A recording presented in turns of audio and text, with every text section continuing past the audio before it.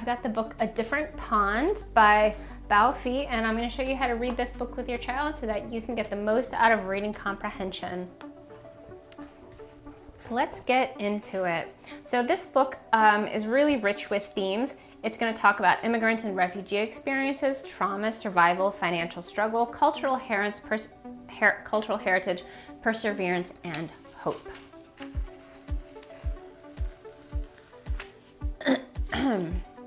All right, on the page where the main character says that his father's English sounds like gentle rain, I want you to ask, who are the characters and what are they like?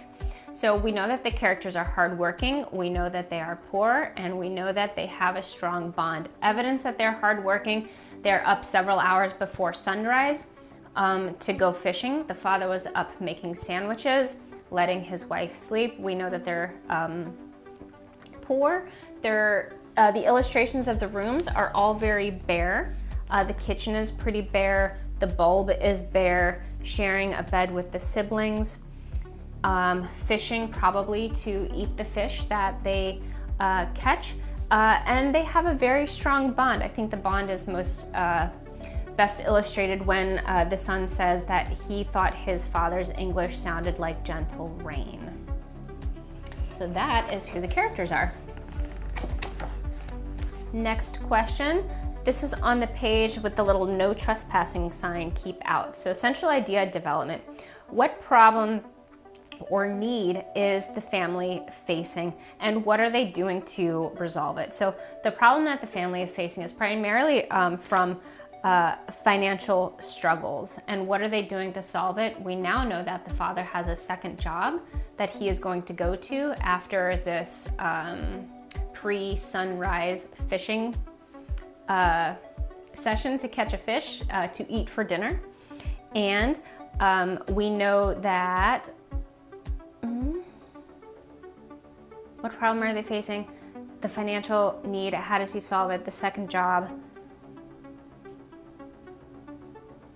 Okay, I think that's it. I wanted to make sure I covered everything, but also there is a cultural connection here. So the author mentions that he used to, when he was a boy, the father mentions that when he was a boy in Vietnam, he used to fish for food at a similar pond.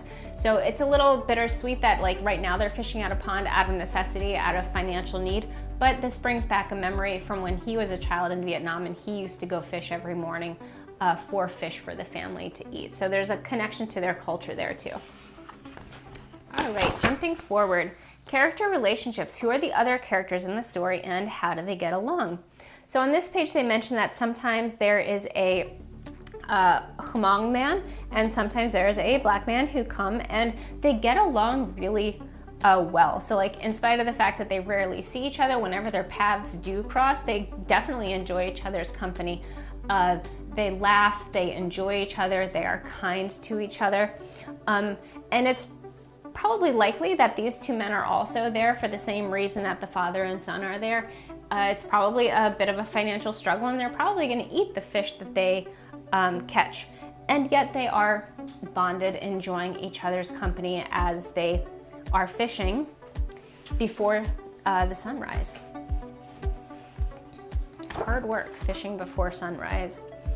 All right, central idea development. How does the dad react to the memory of his brother? What happened to his brother? And how do the dad's actions show what he is feeling or kind of hiding? So the book is going to touch very gently on ideas of trauma and survival and really even death here. So we find out that the father and his brother fought in the Vietnam War and his brother was killed in the Vietnam War. You have to read the last page where the author talks about his family's like actual experience. So the dad reacts to this memory in a very subdued kind of way. He simply silently nods and then looks away. So you know that the dad is still feeling grief from the loss of his brother pretty deeply. And I mean, it is really highlighting trauma of common refugee and immigrant experiences, fleeing from war, having family members who were killed in war, and leaving your country literally because you might die if you don't. And then having to go to a foreign country where you don't know anybody, you don't know the language, but it's kind of the option that is left open to you. So really gentle touch on trauma and survival experiences with immigrants and refugees coming to America. And how the dad kind of protects his son from those difficult memories. All right, the page where they've arrived home. Central idea, what challenges do the characters face and how do they resolve those challenges? So this is all centering around like the financial economic struggles that the family is experiencing. So first, the dad is quickly getting dressed to go off to his second job. He already got up before dawn, he already went to fish so that they could have dinner, and now he's going off to his new second job. More evidence of that. Mom is here preparing the fish for dinner, so like this kind of makes me think that she's about to go off to work and work long hours. So mom and dad work. Mom gets to her work on a bicycle, so they do not have a second car.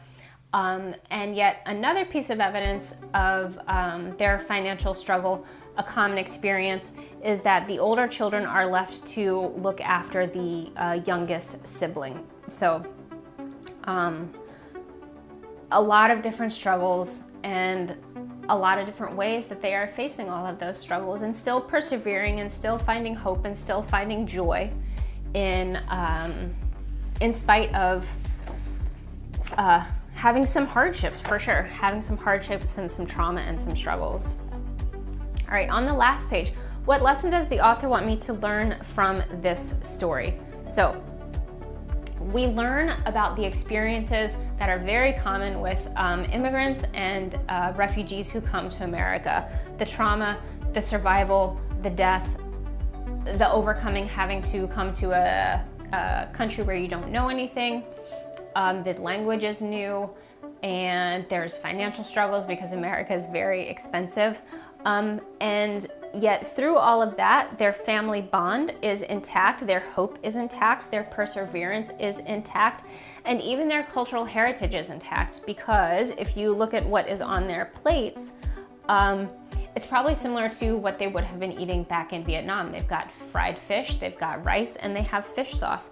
So their cultural heritage is intact through the food that they are enjoying on the dinner. And of course, the son is dreaming of faraway ponds. The son is dreaming about what it would have been like living back in Vietnam, where his mom and dad are from. And that is it. You've got immigrant, refugee experiences, trauma, survival, financial struggle, cultural heritage, perseverance, and hope. A lot of rich topics to get into when you are reading this book with your child. A different pond. Yeah, so I hope you have a lot of fun reading this with your child, and thank you to Bursky and Burke for helping with the Common Core aligned questions, and have fun reading.